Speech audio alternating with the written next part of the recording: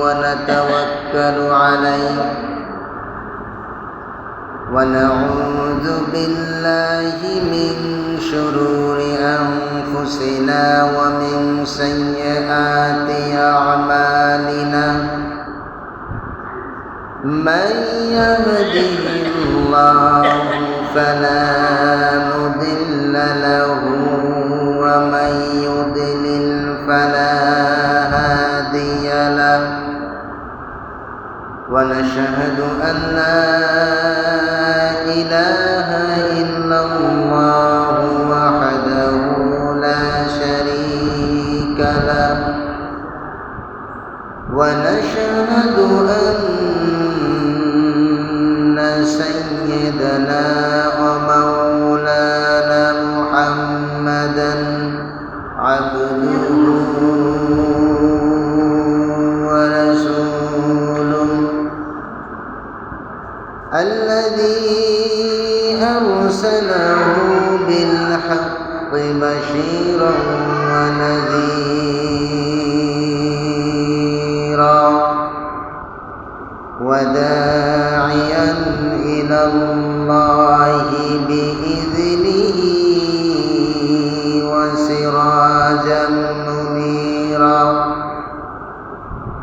فقد قال الله تعالى في كلامه المجيد والفرقانه الحميد সকলেই আমার সাথে শয়তান ওয়াসওয়াসা থেকে আল্লাহ সুবহানাহু ওয়া তাআলার নিকট পানাহ চাই। সকলেই আমার সাথে বলুন আউযু বিল্লাহি মিনাশ শাইতানির রাজীম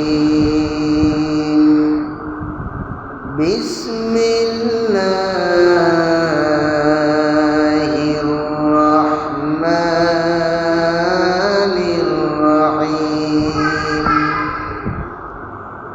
শাহরু রমজান الذي أنزل فيه القرآن إن الله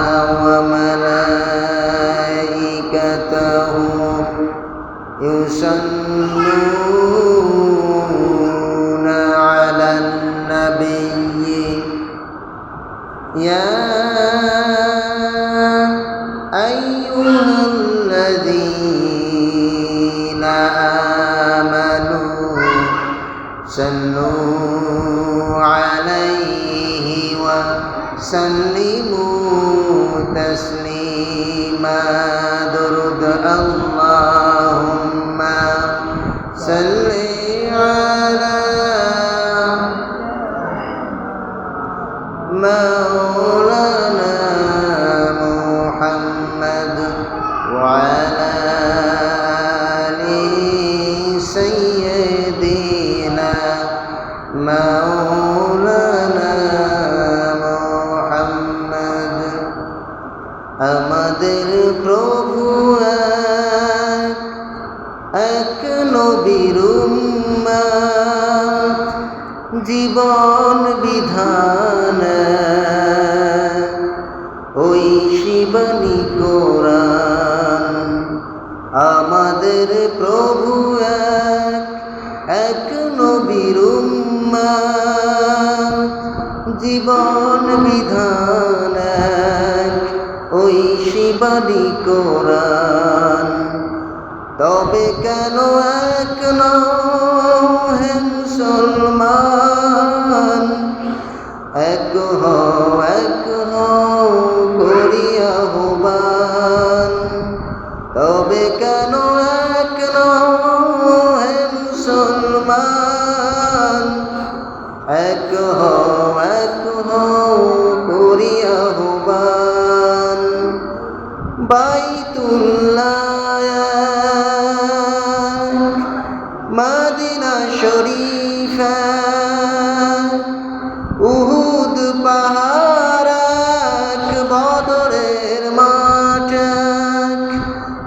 একটা তো জীবন আর মরণ যে একটাই, একসাথে মিলে মিশে এক হও প্রাণ। তবে কেন এক নও হে মুসলমান, এক হও করিয়া আহ্বান। আল্লাহুম্মা সাল্লি আলা মাওলানা মুহাম্মদ ওয়া আলা আলি সাইয়্যিদিনা মাওলানা মুহাম্মদ বালাগাল উলা বিকামালিহি কাশাফাদ দুজা বিজামালিহি حسنت جميع خصاله صلوا عليه وآله। আলহামদুলিল্লাহ, সমস্ত প্রশংসা সেই মহান আল্লাহ রাব্বুল আলামিনের, যেই মহান আল্লাহ রাব্বুল আলামিন আমাদেরকে দুনিয়ার সমস্ত বালা মুসিবত অসুবিধা ঝই ঝামেলা সমস্ত অসুবিধা থেকে মুক্ত রেখে এই রমজানুল মুবারক মাসের শেষ জুমাতে আল্লাহ পাকের রহমতের দরিয়ার মধ্যে, করুণার মধ্যে তার জান্নাতের টুকরা মসজিদে আসার এবং বসার তৌফিক দান করলেন। আমরা সকলেই সেই মহান মনিবের শুকরিয়া জ্ঞাপন করছি। সকলেই বলি আলহামদুলিল্লাহ। অতঃপর শতকোটি দরুদ এবং সালাম সৈয়দুল মুরসালিন আশরাফুল আম্বিয়া, বিশ্ব মানবতার মুক্তির দিশারি মহান দূত, সেই মহান নেতার প্রতি দরুদ এবং সালাম পেশ করছি। সকলেই বলি সাল্লাল্লাহু আলাইহি ওয়াসাল্লাম। আল্লাহ রাব্বুল আলামিন আমাদের ভাগ্য নির্ধারণের জন্য, আমাদের কিসমত নির্ধারণের জন্য, আমাদের অসুবিধাগুলো দূর করার জন্য, আল্লাহর রহমত দেওয়ার জন্য আমাদের এই রমজানুল মুবারক মাস আল্লাহ পাক আমাদেরকে দান করেছিলেন। এই রমজানুল মুবারক মাসের আজকে হয়তোবা শেষ জুমা। আমরা যে রাত্রি পেয়েছি 21 তারিখ থেকে, অর্থাৎ 20 রমজানের পরে বিজোড় রাত্রিতে লাইলাতুল কদর পেয়েছি। এই রাত্রি এত মহিমান্বিত, এত বরকতপূর্ণ, এত ফজিলতপূর্ণ। আল্লাহ রসুল সাল্লাল্লাহু আলাইহি ওয়াসাল্লাম পুরো রমজান মাসের এই 10টি দিন ঘুমাতেন না। এই 10টি দিন বেশি বেশি নামাজ আদায় করতেন এবং পরিবারবর্গ যারা ছিল তাদেরকেও নামাজের প্রতি উৎসাহ প্রদান করতেন। এই রাত্রিটি লাইলাতুল কদর, এই রাত্রিটির যেটাকে বলি শবে কদর, এর শাব্দিক অর্থ হয়, সব শব্দের অর্থ হচ্ছে রাত্রি, কদর শব্দের অর্থ মহিমান্বিত, মর্যাদাপূর্ণ। কেউ কেউ বলেছেন এই রাত্রিতে ভাগ্য নির্ধারণ করা হয়। আল্লাহর নবী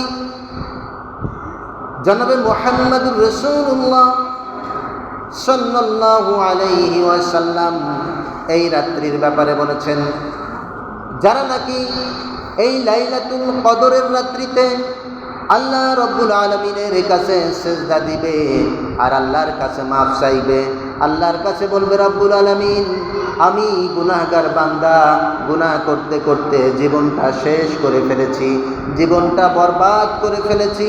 আয় আল্লাহ তাআলা, তুমি আমাদের গুনাহ ক্ষমা করো, আর তুমি ক্ষমা করতেই ভালোবাসো। রব্বুল আলামিন আমি গুনাহগার বান্দা, নগণ্য বান্দা, রব্বুল আলামিন তুমি আমার জিন্দেগির এই গুনাহগুলো মাফ করে দাও। আল্লাহর রাসূল বলছেন, এইভাবে করে আল্লাহর কোনো বান্দা যদি আল্লাহ রাব্বুল আলামিনের দরবারে এইভাবে করে মাপ চায়, আল্লাহ রসুল বলছেন আল্লাহ রাব্বুল আলামিন কদরের রাত্রিতে তার বান্দাকে মাফ করে দেন। সুবহানাল্লাহি ওয়া বিহামদিহি। আল্লাহ রসুল বলছেন এই রাত্রিতে যারা আল্লাহর কাছে নিজের গুনাহ সুপর্দ করে, যে আল্লাহ আমরা অনেক গুনাহ করে ফেলেছি, আমাদের গুনার দিকে যদি তুমি আল্লাহ তাকাও, তোমার গোস্বা বেড়ে যাবে, তোমার রাগ বেড়ে যাবে। এইভাবে করে যদি আল্লাহর কাছে আমরা মাপ চাই, আল্লাহ রসুল বলছেন যে আমি আল্লাহ রাব্বুল আলামিন আমার বান্দাদের সমস্ত গুনাহ মাফ করে দিব। সেই কদরের রাত্রি আমরা পেয়েছি। 21 রাত্রি, 23 রাত্রি, 25, 27, 29। তবে সাহাবায়ে কিরামের বেশি মতামত হচ্ছে 27 রজনীতি হওয়ার সম্ভাবনাটা বেশি থাকে, কিন্তু এই বিষয়ে 7-8টি হাদিস বর্ণিত হয়েছে। কোনো হাদিসে 21, কোনো হাদিসে 25, কোনো হাদিসে 23, এরকমভাবে বেজর রাত্রির প্রতি আল্লাহ রসুল তাকিদ দিয়েছেন। আল্লাহ রাব্বুল আলামিন এই রাত্রিকে এত মর্যাদা দিলেন। আল্লাহ রাব্বুল আলামিন কুরআনুল কারীমের মধ্যে বলছেন শাহরু রমজানাল্লাযী উনজিলা ফীহিল কুরআন। এই রাত্রি এত সম্মানিত হওয়ার কারণ হচ্ছে এই রাত্রিতে আল্লাহ রাব্বুল আলামিন 30 পারা কোরআন নাজিল করেছিলেন। কোরআনটা ছিল লাওহে মাহফুজে আল্লাহ রাব্বুল আলামিনের কাছে। সেই কোরআনটি এই লাইলাতুল কদরের রাত্রিতে আমাদের মাথার উপরে যে আসমান, এই আসমানে এসে নাজিল হয়। এরপর ক্রমান্বয়ে ধীরে ধীরে যখন রসুলের নিকটে প্রয়োজন হয়েছে, তখনই অল্প অল্প করে আস্তে আস্তে করে কোরআন আল্লাহ পাক নাজিল করেছেন। এজন্য এই লাইলাতুল কদর এত মহিমান্বিত, এত সম্মানিত। আল্লাহ পাক এ বিষয়ে একটি সূরা নাজিল করে দিলেন। আল্লাহ রাব্বুল আলামিন বলছেন ইন্না আনসালনাহু ফি লাইলাতিল কদর। আল্লাহ পাক বলছেন ইন্না আনসালনা, নিশ্চয়ই আমি নাজিল করেছি হু এই কোরআনুল কারীম লাইলাতুল কদর, এই কদরের রাত্রিতে আমি আল্লাহ রাব্বুল আলামিন এই কোরআন নাজিল করেছি। লাইলাতুল কদরি খায়রুম মিন আলফি শাহর। আল্লাহ রাব্বুল আলামিন বলছেন এই রাত্রিতে এমন, এই মাসের মধ্যে এমন একটি রাত রয়েছে লাইলাতুল কদরি খায়রুম মিন আলফি শাহর, 1000 মাস অপেক্ষা এই রাত্রিতে এমন একটি রাত রয়েছে এই কদরের রাত্রির মধ্যে থেকে, যে রাত্রে কদর হবে সেই রাত্রিটি এত সম্মানিত, এত মর্যাদাপূর্ণ যে এই মাসটি খায়রুম মিন আলফি শাহর, 1000 মাস অপেক্ষা উত্তম। তাফসীরকারগণ বলেছেন এই 1000 মাস অপেক্ষা অর্থ হচ্ছে না যে এই যে 1000 বছর, এরকম না।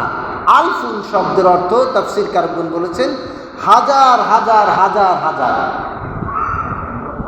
এত মর্যাদাপূর্ণ এই রাত্রি, 1000 নয়, হাজার হাজার বলতে যত হাজার বোঝানো হয় সেই রকম মর্যাদাপূর্ণ এই একটি রাত আল্লাহ রাব্বুল আলামিন তার বান্দাদের জন্য দিয়ে দিয়েছেন।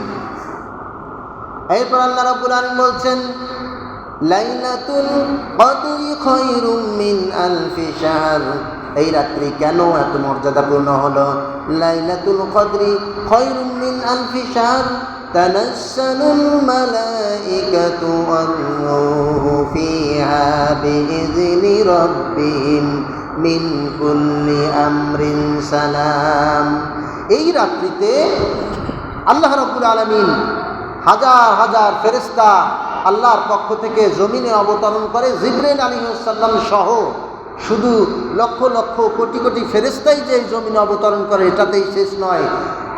স্বয়ং জিবরাইল আলাইহিস সালাম যেই ফেরেশতা, যেই জিবরাইল আলাইহিস সালাম সমস্ত নবী এবং রাসূলগণের নিকট এসেছে, সেই জিবরাইল আলাইহিস সালাম আমাদের জমিনের মধ্যে তার ফেরেশতাদের দল বল নিয়ে জমিনে অবতরণ করেন এবং আল্লাহর কাছে যারা ফরিয়াদ করে, আল্লাহর কাছে যারা চায়, আল্লাহর কাছে যারা গুনাহ মাপ চায়, আল্লাহর কাছে যারা নিজেদের পাপ মাপ চায়, আল্লাহর কাছে যারা সাহায্য চায়, তাদের এই দোয়াগুলো জিবরাইল আমিন সহ সমস্ত ফেরেশতারা যতগুলো দোয়া হয় সব দোয়া আল্লাহর দরবারে পেশ করেন নিয়ে যায়। এটি সেই রাত। আর তারা সন্ধ্যার পর থেকেই সুবহে সাদিক পর্যন্ত, ফজর পর্যন্ত জিবরাইল আলাইহিস সালাম সহ সমস্ত ফেরেশতা, কোটি কোটি ফেরেশতা এই আল্লাহর শান্তির দাওয়াত, আল্লাহর শান্তি বর্ষণের দাওয়াত জমিনের মধ্যে নিয়ে আসেন এবং ফজর পর্যন্ত তারা উপস্থিত থাকেন। আর ফজরের পর যতগুলো ফেরেশতা জমিনে অবতরণ করে সমস্ত ফেরেশতা আল্লাহর হুকুমে, ফজরও শেষ, আল্লাহর হুকুমে তারা আল্লাহর দরবারে গিয়ে উপস্থিত হয়। রব্বুল আলামিন, তোমার বান্দাদের মধ্যে থেকে অমুক অমুক গ্রামের অমুক অমুক ব্যক্তি তোমার কাছে এই দাবি করেছে, এই চেয়েছে। আল্লাহ রব্বুল আলামিন তোমার কাছে পেশ করলাম, তুমি দয়াময়, তুমি করুণাময়, তুমি রহমানুর রহিম, তুমি তাদের এই সমস্ত দোয়াগুলো কবুল করে নাও। এটা সেই রাত লাইলাতুল কদর। এ মাসে আমাদের আরেকটি গুরুত্বপূর্ণ কাজ রয়েছে, ইতিকাফটি কিন্তু আমাদের করতে হবে।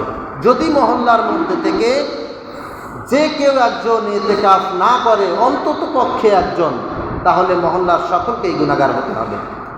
মসজিদের হক সকলকেই গুনাহগার হতে হবে।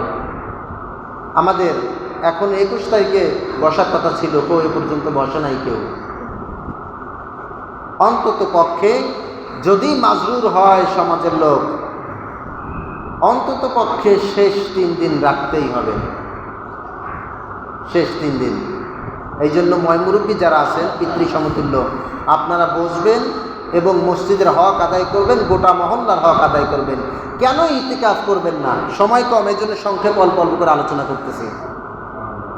আপনি যদি ইতিকাফ করেন, আপনার এই মসজিদের আওতাভুক্ত যতগুলো মা, বোন, ছেলে, শিশু, সন্তান, ছেলে মেয়ে, বৃদ্ধ, যুবক, যুবতী, যতগুলো মানুষ এই 10টা দিনে,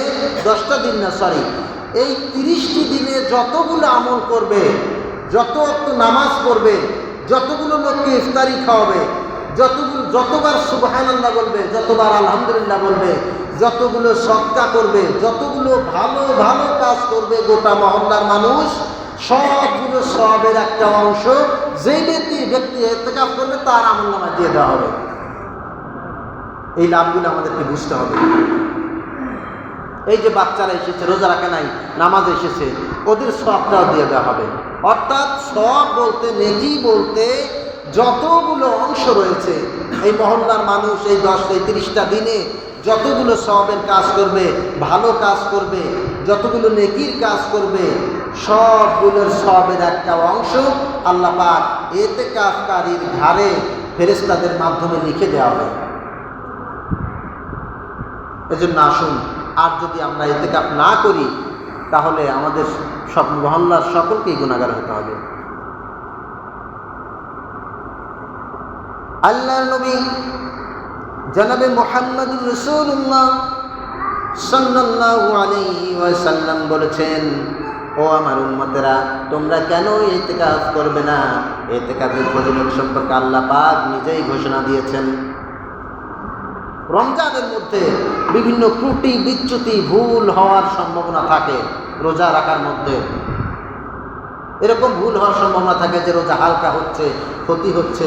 আল্লাহ রাসূল বলছেন, আমার কোন উম্মত যদি এই ভুল রোজা নিয়ে, ভাঙা রোজা নিয়ে, ক্ষতিগ্রস্ত রোজা নিয়ে যদি ইতিকাফ করে আর আল্লাহর কাছে যদি দোয়া চায়, রব্বুল আলামিন আমার রোজা জানি না কিভাবে ক্ষতিগ্রস্ত হয়েছে, অথবা ভুল ত্রুটি হয়েছে আমার রোজার মধ্যে, আমার আমলের মধ্যে ক্ষতি হয়েছে, আল্লাহ তুমি আমার জিন্দেগির গুনাহগুলো মাফ করে দাও, আমার আমলগুলো কবুল করে নাও। আল্লাহ রাসূল বলছেন, এই রমজান মাসের ভুলভ্রান্তি কেউ যদি কদরের এই 20 রমজান থেকে যদি ইতিকাফ করে এবং কদর তালাশ করে, তাহলে আল্লাহ রাব্বুল আলামিন তার বিগত দিনের এই ভাঙা অংশগুলো, যে অংশগুলো ছুটে গেছে, এই অংশগুলো আল্লাহ পাক মাফ করে দিয়ে তার জন্য কবুল করে নেন। এজন্য আমাদের ইতিকাফ করতে হবে, অবশ্যই ইতিকাফ করতে হবে। মহল্লার মধ্যে থেকে একজন আসেন, অথবা এমন কাউকে দেন, গরিব অসুস্থ একটা মুরব্বী আছে, আপনারা মহল্লার মধ্যে থেকে তার খাবারের ব্যবস্থা করেন আর বলেন আপনার খাবার আমরা এই প্রত্যেক বাড়ি একদিন করে দেব 2 ওয়াক্ত, আর আপনি ইতিকাফে বসেন। এমনও লোক রয়েছে যার খাবার আনার লোক নাই, বৃদ্ধা চাষি মাটাও মারা গেছে, একা একা থাকে, এরকম লোকও আছে। আপনারা তার খাবারের বন্দোবস্ত করেন এবং তাকে এতে আবার ব্যবস্থা করে দেন। আছে, এরকম লোক আছে। আল্লাহ রাব্বুল আলামিন আমাদেরকে এই রমজান মাসটা এত বরকতপূর্ণ, ফজিলতপূর্ণ করে দিলেন। এই মাসে আমরা যদি আমাদের ভাগ্য পরিবর্তন করতে চাই, এই সবে লাইলাতুল কদর, এই রাত্রির মুফাসসিরিনে ইকরাম এই রাত্রিটির অর্থ দিয়েছেন কোনো কোনো জায়গায় যে এই রাত্রি হচ্ছে ভাগ্য নির্ধারণের রাত। আসলেই তো ভাগ্য নির্ধারণের রাত, কারণ আমি পুরোটা বছর গুনাহের কাজ করেছি, আর এই রাত্রিতে আল্লাহর কাছে চেয়ে যদি আমার গুনাহগুলো মাফ করে নিতে পারি, এর চাইতে সৌভাগ্য আর কি হতে পারে। মনে করুন আমার হায়াতের জিন্দেগি আজকের দিন থেকেই শেষ, আগামীকাল আমার দাফন কাফন হবে, আর আজকের রাতের মধ্যেই যদি আমি আমার জিন্দেগির গুনাহগুলো আল্লাহর কাছে হাত উঠায় মাপ চেয়ে নিতে পারি, তাহলে বলেন তো আমার মতো আর সৌভাগ্য কেউ আছে? নাই। মৃত্যুটা খুবই নিকটবর্তী। মালাকুল মাউত আল্লাহ রসুল সাহাবীদেরকে জিজ্ঞেস করেছিলেন এক মজলিসের মধ্যে, ও সাহাবীরা, তোমরা কি জানো যে পৃথিবীর মৃত্যু সকলেরই আছে, এই মৃত্যুটা কার কত সময়, কার কতক্ষণ, কার কত নিকটবর্তী, কার কত সময় নিয়ে তোমরা বেঁচে থাকতে পারবা? সাহাবীদের মধ্যে থেকে একজন উত্তর দিল, ইয়া রাসূলুল্লাহ, আমি এই বছর বেঁচে আছি, আগামী বছর বাঁচতে পারবো কিনা তার কোনো গ্যারান্টি নাই।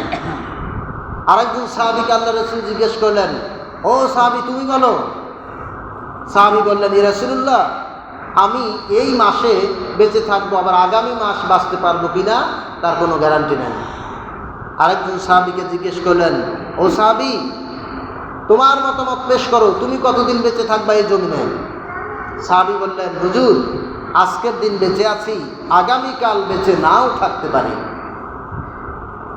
আরেকজনকে জিজ্ঞেস করা হলো, এরকমভাবে প্রত্যেক সাহাবীকে জিজ্ঞেস করা হলে এক সাহাবীজি বললেন যে, ইয়া রাসূলুল্লাহ, আমি এখন বেঁচে আছি, এই সকালবেলায় বেঁচে আছি, আর আগামী বিকেলে বেঁচে থাকবো কিনা তার কোনো গ্যারান্টি নাই। কেউ কেউ বললেন, এখন বেঁচে আছি, কিছুক্ষণ পর বেঁচে থাকবো কিনা তার কোনো গ্যারান্টি নাই। আল্লাহর রাসূল বললেন, ও সাহাবী, তোমাদের ধারণা এই দুনিয়ার সময় অনুযায়ী তোমরা ধারণা দিয়েছো, কিন্তু আমি রাসূল বলছি তো এই তোমাদের কারো ধারণা ঠিক নাই, কারণ তোমাদের মৃত্যুটা এত নিকটবর্তী, তোমাদের মৃত্যু যে তোমাদের নিঃশ্বাস একটা ভিতরে প্রবেশ করেছে আর একটা বের হবে কিনা গ্যারান্টি নাই। সবচাইতে নিকটতম বস্তুই হচ্ছে মৃত্যু। ঘাড়ের যে রগ রয়েছে, এই রগের চাইতেও নিকটবর্তী হচ্ছে মৃত্যু। দেখেন অনেকেই আছে, খুব করে দাঁড়ানো ব্যক্তি ঢল খেয়ে পড়ে গিয়ে মারা যাচ্ছে, বসে আছে পড়ে গিয়ে মারা যাচ্ছে, ঘুমন্ত অবস্থায় মারা যাচ্ছে। মৃত্যুটা সকলের হবে। এই আল্লাহ পাক যে আমাদের মর্যাদাপূর্ণ রাত দিয়েছেন লাইলাতুল কদর, আল্লাহ রাব্বুল আলামিন যেন এই কদরের মর্যাদাপূর্ণ রাত্রি অন্বেষণ করে, তালাশ করে আমাদের জিন্দেগির গুনাহগুলো মাফ করে নিতে পারি। আল্লাহ পাক সে তৌফিক আমাদের দান করুন। সকলেই বলি আল্লাহুম্মা আমিন। আর এই লাইলাতুল কদর রাত্রিতে যে যত বেশি নামাজ আদায় করবেন, যে যত বেশি আল্লাহর কাছে কান্নাকাটি করবেন, এই রাত্রিতে শুধু নামাজই যে আদায় করবেন এটা না, আপনি দুখুলুল জুমা পড়তে পারেন, তাহিয়াতুল ওযুর নামাজ পড়তে পারেন, সালাতুত তাসবিহ পড়তে পারেন, দরুদ শরীফ পড়তে পারেন, কোরআনুল কারীম তেলাওয়াত করতে পারেন, ভালো ভালো প্রত্যেকটা আমল, নফল নামাজ, নফল ইবাদত, ইস্তেসকার নামাজগুলো পড়তে পারেন। মানে যতগুলো নফল কাজ রয়েছে, নফল আমল রয়েছে, সবগুলো আপনি এই রাত্রিতে করতে পারেন। আল্লাহর রাসূল বলছেন যে এই রাত্রিতে আল্লাহ রাব্বুল আলামিনের কাছে আশা করে যারা এই রাত্রিতে আল্লাহকে সেজদা দেয়, ওই ব্যক্তিকে আল্লাহ বেগুনাহ মাসুম হিসেবে কবুল করে নেয়। আল্লাহ রাব্বুল আলামিন আমাদেরকে ইতিকাফ সহ লাইলাতুল কদরের এই ফজিলতপূর্ণ অংশগুলো আমাদের গ্রহণ করার তৌফিক দান করুক। সকলে বলি আল্লাহুম্মা আমিন। ওমা তৌফিকি ইল্লা বিল্লাহ। আসসালামু আলাইকুম ওয়া রাহমাতুল্লাহি